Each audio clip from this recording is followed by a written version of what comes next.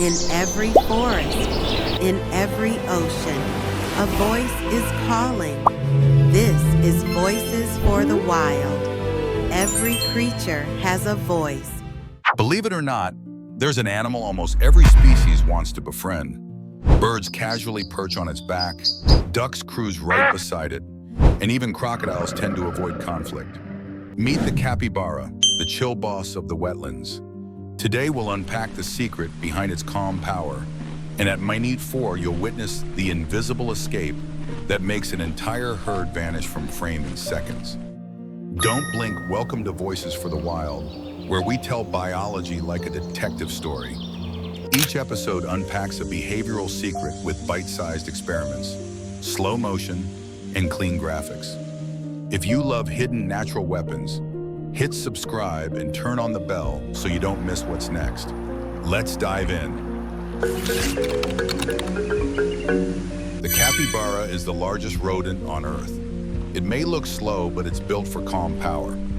First, it's semi-aquatic. Eyes, ears, and nostrils sit high, like 3 tiny snorkels, so it can submerge while watching the shore. Webbed toes paddle quietly, and a naturally buoyant body lets it glide slowly but steadily. When needed, it can hide underwater for minutes with only the ridge of its nose showing. Now the teeth, continuously growing incisors plus grinding molars, so it can graze all day without dulling the tools. Its sparse coat and thick skin dump heat in hot weather. On chilly nights, the herd huddles to save warmth. Chill behavior with smart energy math. In short, quiet swimming, high-set airways, durable chewing, efficient cooling, a low noise, low surprise, low threat body plan that other species feel safe around. The Capybara Sound Dictionary: purr, whistle, bark, and which one means all good. Capybaras are highly social. A typical day means groups of 10 to 20, and in the dry season, multiple groups converge on the same shoreline. It looks like a cappy city. Their language is surprisingly clear.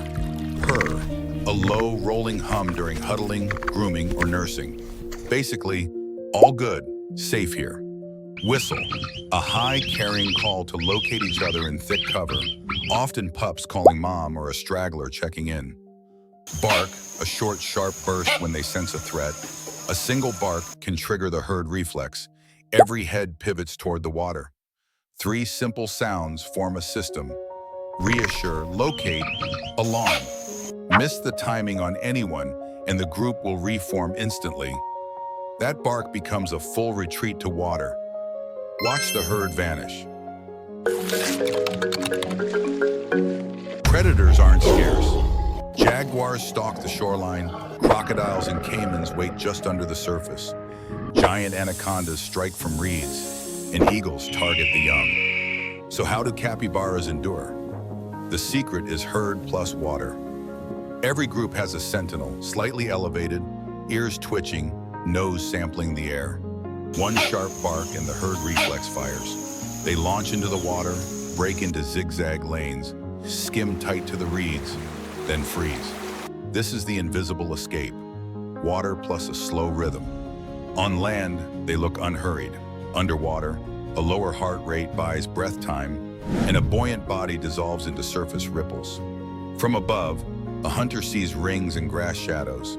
Below, capybaras shift angles behind each reed, vanishing from frame in seconds. Pinned against a bank, they climb the muddy slope, pop up with a sightline advantage, then hold still, no panic, waiting to reform before moving. Here, slow isn't weakness, it's speed under control. Why other species accept capybaras with surprisingly little drama. Capybaras rarely trigger bad surprises. Their slow pace, smooth motion, and predictable routines broadcast low-threat signals. They avoid hard stares, keep the head slightly lowered, and angle the body sideways, a non-confrontational posture.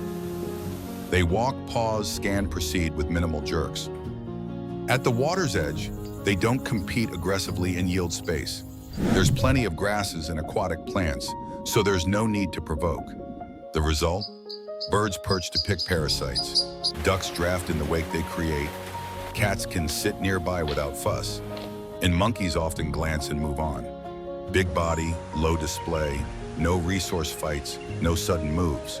That's why ecological neighbors generally accept their company.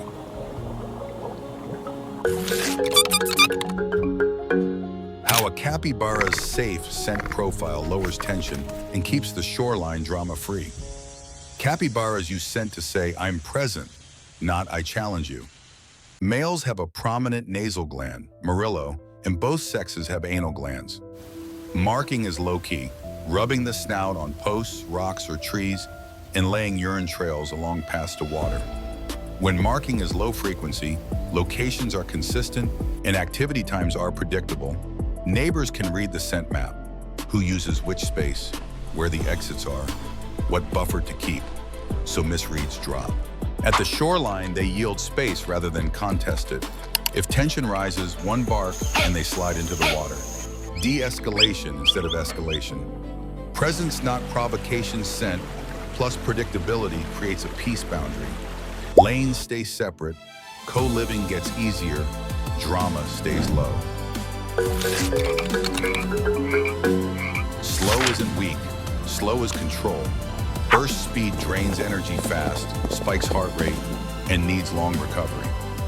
Capybaras choose a steady rhythm: low burn, low heat, long watch at the waterline. That rhythm keeps them within glide distance to water. The exit is always open. When risk crosses a threshold, they don't sprint a marathon. They trigger the low-cost retreat. Slip into water, skim the reeds, then freeze. Slow equals battery left. Battery left equals clear decisions. Avoid showy moves, stay low variance, and avoid provoking conflict. That's their quiet weapon. Speed under control that wins longevity. A diet of grasses and aquatic plants means high fiber, low energy. To squeeze every calorie, capybaras use coprophagy, more precisely, cecotrophy. An enlarged cecum works like a fermentation plant. Microbes break down cellulose, producing volatile fatty acids, vitamins B and K, and microbial protein. The catch? Nutrients are locked inside microbes. If passed once, much is wasted. The fix is soft pellets called cecotropes, vitamin and microbe rich, wrapped in a mucus coating. Capybaras re-ingest them immediately, sending a second pass through the small intestine where the good stuff is absorbed. Usually at night or dawn, discreet, a survival strategy, not dirty. That's how they extend battery life, support ever-growing teeth, and maintain that steady, low-burn rhythm. For capybaras, youngsters don't just have a mother. The whole herd babysits. By day, a nursery forms near the waterline, a ring of aunties outside, pups in the center, and one sentinel watching. When it's time to move, adults lead to test the way, pups follow the pre-marked safe lane. Care rotates and shifts. Whoever's nearby keeps them warm, guides them to water, and shows which grasses to graze. Many groups also show allo-nursing, where pups can nurse from multiple females. The payoff: lower predation risk, many eyes vigilance and risk dilution, thermal buffering in cool hours, and skill learning, from purr whistle cues to entry and exit routes. In hard habitats, alone means fragile. The village makes them durable. Cute clips make us want a capybara at home. But capybaras are semi-aquatic wild animals, not easy pets. They need a lot of space for roaming and grazing, a deep daily soak or swim pond, and at least one or two other capybaras. Solo housing causes stress. Their teeth grow for life, so they need high-fiber diets and abrasive forage. Without it, they face painful dental issues. There's also law and logistics. Regulations vary by region. Permits, quarantine, zoning. Vets experienced with exotics aren't everywhere. Welfare-grade wet enclosures, parasite control, and specialized care are costly. If you truly love them, support conservation, visit welfare-certified facilities, or create educational content. Honoring their natural needs is the best way to love them. Capybaras fear nothing. They manage risk. A sentinel spots trouble. One bark triggers the herd. They slip to water in zigzag lanes. No panic, an optimized exit. Capybaras are playthings for pets. They need high welfare and clear boundaries. Uncontrolled contact often causes stress. Ears flatten, body stiff, circling, an injury to both sides. If you care, keep a respectful distance. Grass alone is fine. They require a high-fiber, varied diet, grasses, aquatic plants, tender leaves, plus trace minerals. Ever-growing teeth demand natural abrasion. Monotonous feeding risks malocclusion and gut issues. Gentle, not easy. Understanding them is how we protect them. Capybaras are native to South America, living in wetlands, rivers, lakes, and floodplain grasslands, from the Venezuelan-Colombian Llanos through the Amazon and Pantanal to the Paraná-Paraguay basin in northern Argentina. Populations stay stable where seasonal water and rich grasses remain, but habitat loss, dams, hunting, pollution, and grazing conflicts add local pressure. Protecting wetlands, nature's ecological battery, stores water, buffers floods, sustains fish nurseries, water birds, and aquatic insects, and keeps both capybaras and nearby human livelihoods healthy. Quick quiz. What's the capybara's ultimate weapon? A. Water. B. The herd. A slow rhythm. All of the above. Drop your answer in the comments. If you want more signs of cuteness, then tap like and hit subscribe so you never miss a drop.